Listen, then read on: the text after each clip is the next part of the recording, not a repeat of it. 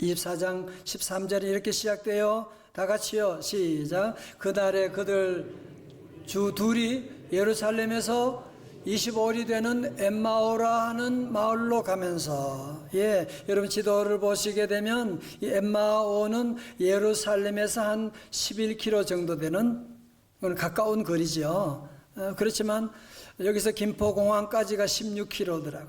그러니까 그래도 걸어서 가면 한 2-3시간 걸리는 꽤 먼 거리였고, 또 시간적으로 이미 날이 저물었고 어두워 가고 있었거든요. 그리고 두 제자 가운데 한 사람의 이름이 밝혀졌는데 그 이름은 글로바라고 하는데, 두 사람은 12제자에 속하지는 않았지만 예수님을 측근에 따라다녔던 다른 70인 제자 중에 속하였을 것이라고 짐작할 수가 있습니다. 이 두 제자는 예수님의 십자가 사건도 목도했습니다. 어떻게 그렇게 비참하게 돌아가시다니. 아니, 그런데 오늘 아침에 또 어떤 여인들이 예수님 무덤에 갔는데 무덤이 비어있고 부활했다고 하는, 참 말도 안 돼. 아마 예수님이 너무 보고 싶어가지고 헛것을 봤나 봐. 아마 그런 생각을 하고, 이 두 제자들도 사람이 그러잖아요. 너무 심한 충격을 받으면 정신적인 공황에 빠진다고 하는데, 이 두 제자도 마찬가지로 예수님의 그 기대했던 예수님에 대한 실망감, 십자가 사건을 말미암아 충격을 받아 디스트레스를 받게 되고, 그래서 저들은 이제 예루살렘에서 엠마오로 이 어두운 밤에 폐잔병처럼 무거운 발걸음으로 낙향하고 있었던 것입니다. 성도, 우리가 부활절에 많이 부르는 찬송 가운데 엠마오 마을로, 그 찬송이 있죠. 이 찬송은 제가 대학교 친구의 아버지인 영락교회 김도환 장로님이 작곡을 하셨어요. 근데 이 찬송을 보면 정말 그 당시에 엠마오 제자들의 모습을 너무 잘 얘기하고 있다는 생각이 들어요. 엠마오 마을로 가는 두 제자, 어때요? 절망과 공포에 잠겨 있을 때. 저들은 지금 예루살렘에서 이제는 저 엠마오로 내려가는데 절망과 공포 가운데 잠겨 있는, 지난 며칠 동안 있었던 일들을 서로 얘기하면서 참 이상하지. 그 예수가 그렇게 힘없이 십자가 달리다니 하면서 서로 주고받으면서 대화하면서 저들은 엠마오로 내려가고 있었던 것입니다. 여러분, 그런데 재미있는 사실은 답을 알지 못하는 두 사람이 아무리 머리를 맞대고 연락에 토론한다고 해도 거기에 답이 있는 게 아니지 않습니까? 답이 없으니까 답답하게 되는 거예요. 답답하단 말은 답이 두 개란 뜻은 아니지만, 이 두 제자도 지금 그런 상황 가운데 놓여 있었던 것입니다. 15절의 말씀 가운데 그들이 서로 이야기하며 문의할 때, 서로 토의할 때 어떤 일이 일어나게 됐어요? 예수께서 가까이 이르러 그들과 동행하시나. 성도 여러분, 저를 보세요. 우리는 그런 생각 참 많이 하지요. 아마 예수님은 목사님이나 기도 많이 하고 봉사 많이 하고 그런 사람들과 가까이 하고 동행하시지만, 나 오늘 교회 처음 왔는데, 나 지난주가 얼마나 사고 많이 쳤는데 아마 나 같은 사람은 주님은 모른 척 하실, 아마 그들도 보지도 않을 거야 라고 하는 생각을 할 때가 참 많이 있지 않습니까? 여러분, 그렇지 않습니다.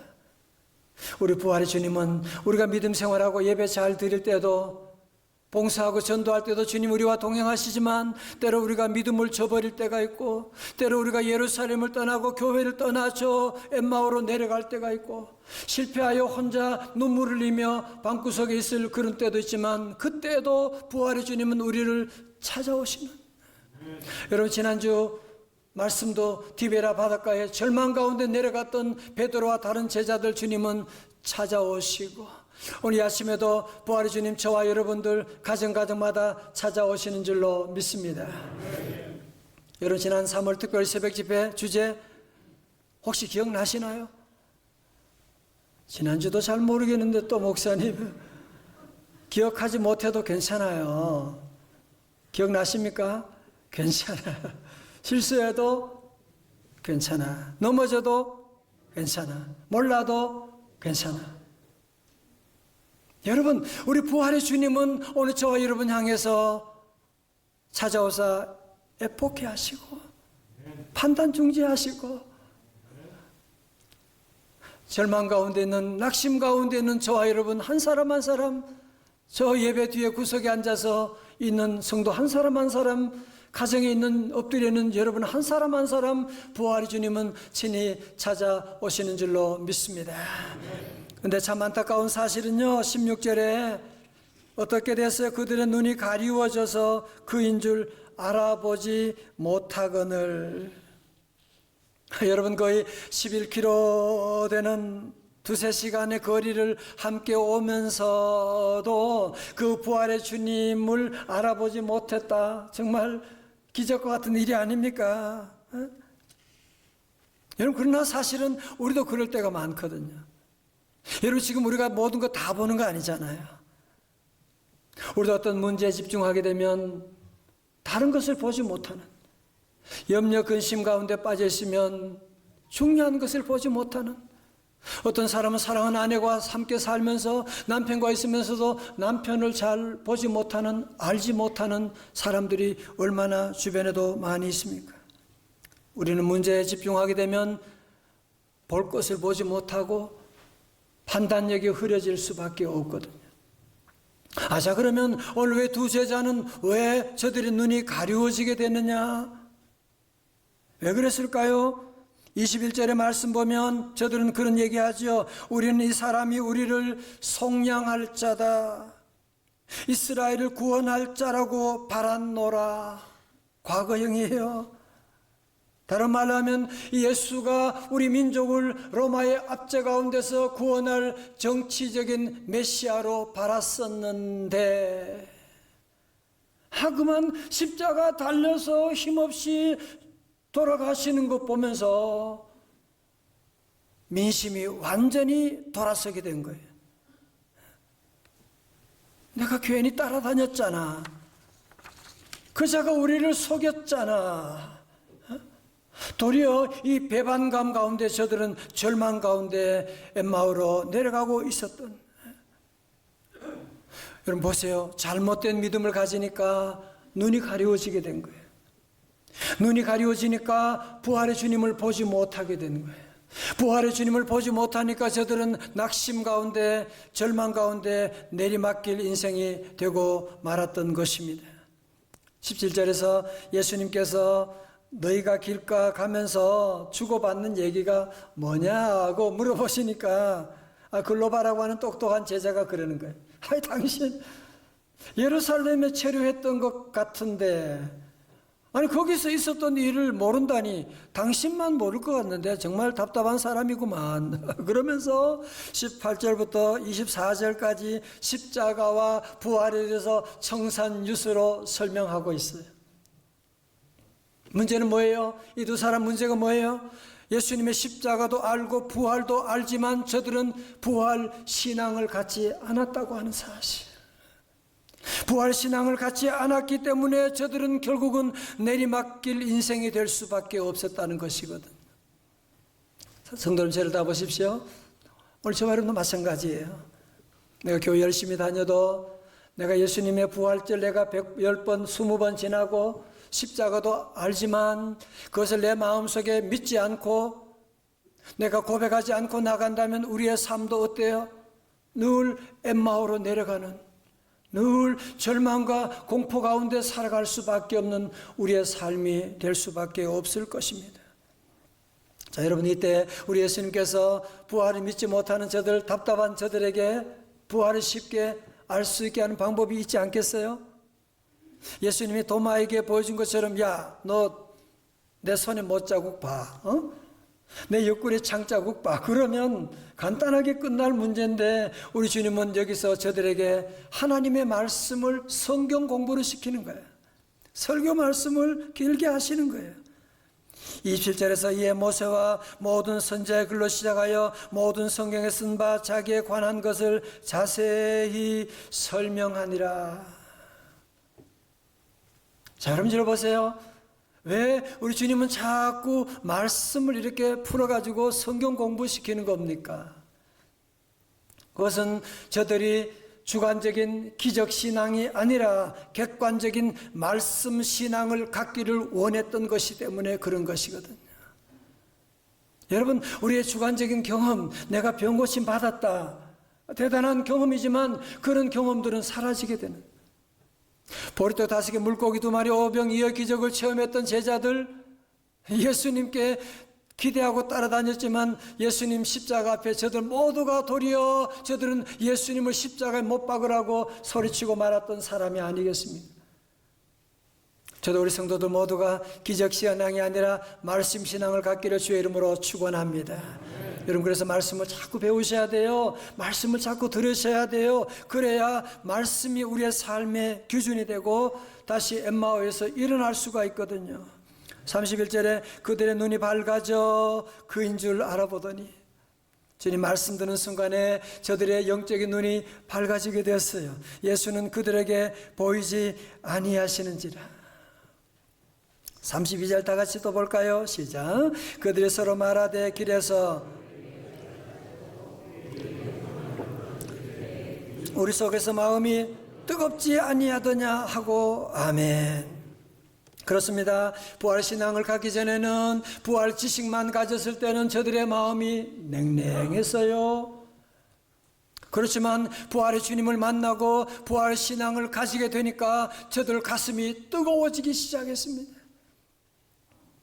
부활의 주님이 그들의 눈에 보이진 않았지만 영적으로 보기 시작하게 된 거예요.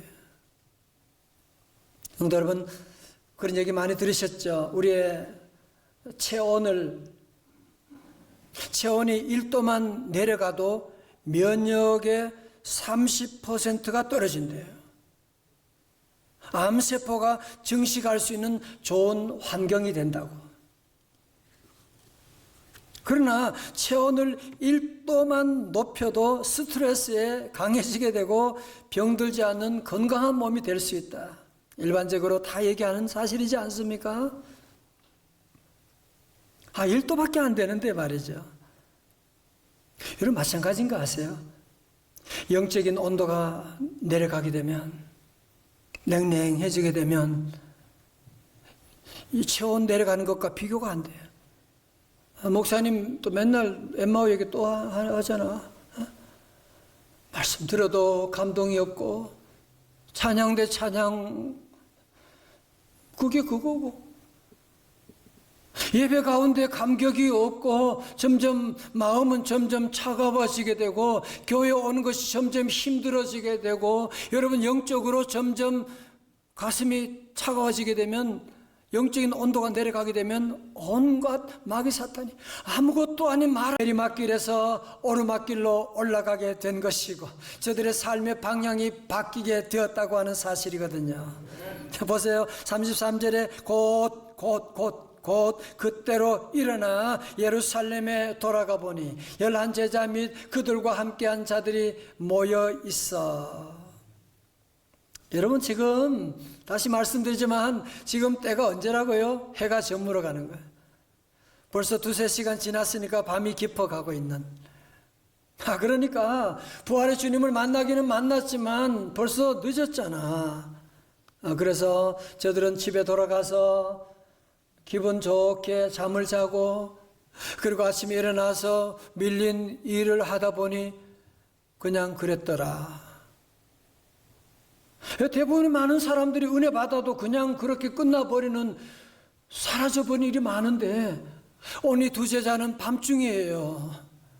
그럼에도 불구하고 저들은 곧 일어나서 저들은 다시 예루살렘을 향하여 뜨거운 마음으로 기뻐 뛰면서 달려나가게 되었다라고 말씀하는, 우리 성도도 오늘 말씀 듣고 더 이상 미루지 마시고 결단하고 새롭게 출발할 수 있기를 주님의 이름으로 축원합니다.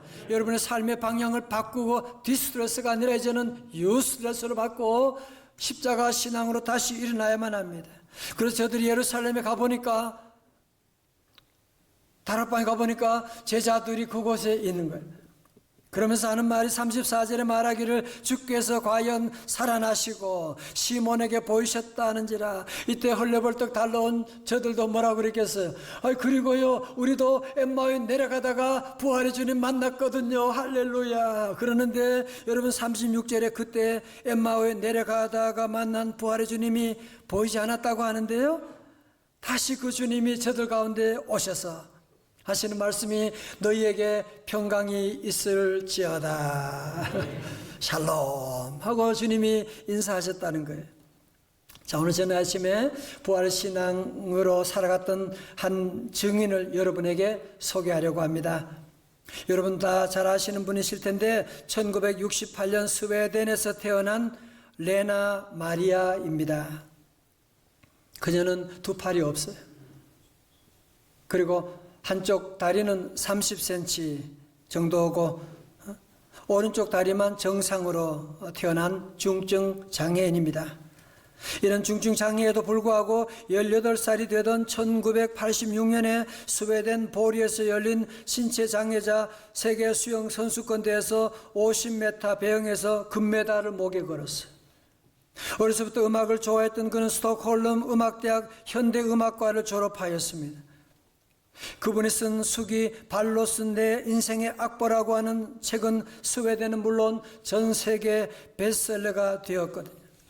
지금 이 레나는 가스펠 싱어로 세계 여러 도시로 다니면서 복음을 전하고 있는, 2007년에 우리 대한민국에도 와서 그때 우리말로 당신은 사랑받기 위해 태어난 찬송 불러가지고 모든 사람들을 감동시켰던 그런 일이 있었습니다.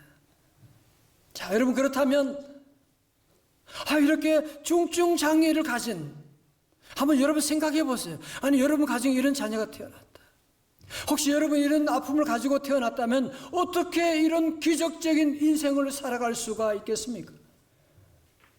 아니 어떻게, 사진 보여줘봐요. 어떻게 이런 장애를 가지고 있으면서도 이런 환한 얼굴을 가지고 있는, 건강한데도 얼굴이 이런 분들 많은데, 아니 어떻게 이렇게 장애를 가지면서도 이렇게 웃으면서 찬양하며 다닐 수가 있냐 말이에요. 여러분 궁금하지 않습니까? 여러분 그 비결이 무엇이냐? 바로 부모님들의 부활 신앙 때문이었어요. 부모님들의 부활 생활이 있었기 때문에 그런 거예요. 레나가 태어났을 때 의사가 3일 동안이나 부모에게 보여주지 않았대요. 너무 충격받을 거니까.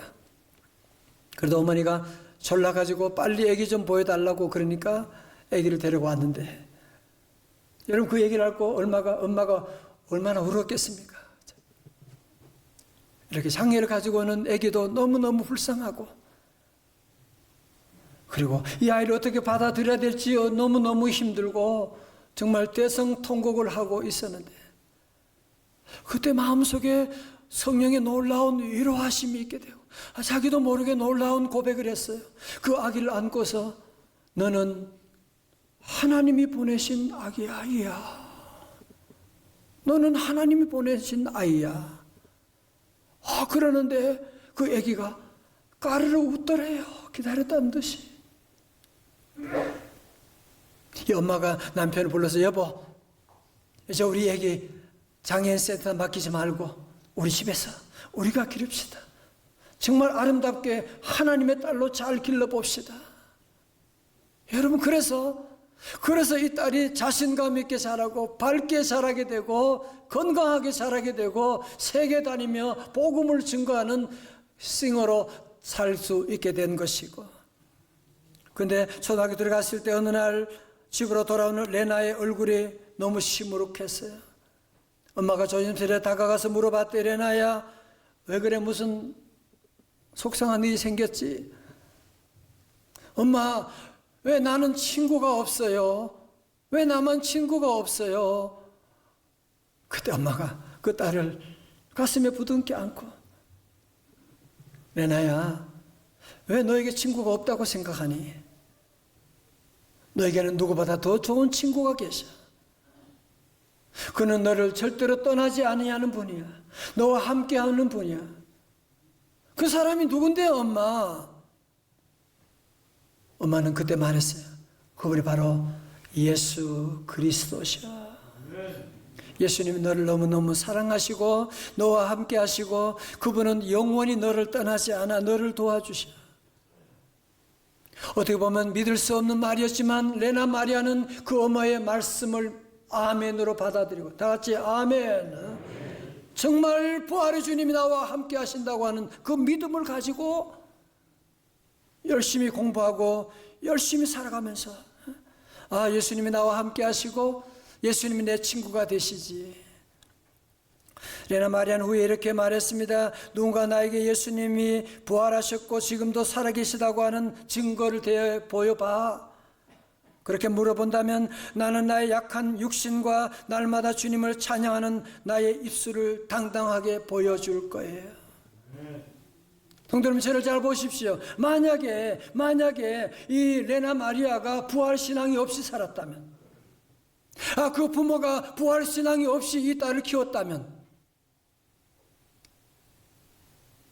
얼마나 울고 좌절감 가운데, 열등감 가운데 그들의 인생, 그들의 가정, 그들의 집안이 뭐가 됐겠냐 말이죠.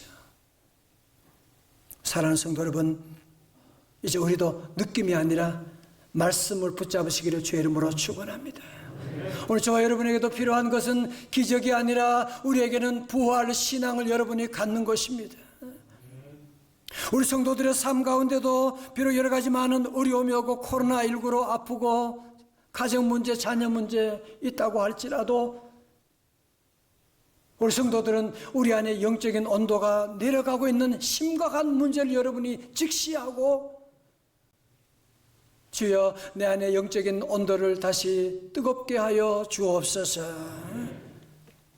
성도 여러분, 우리가 왜 부활신앙을 가져야 되느냐? 여러분, 그 이유가 뭐냐면은 이 세상은, 잘 들으세요, 천국이 아니에요. 이 세상은 엠마오의 길이에요.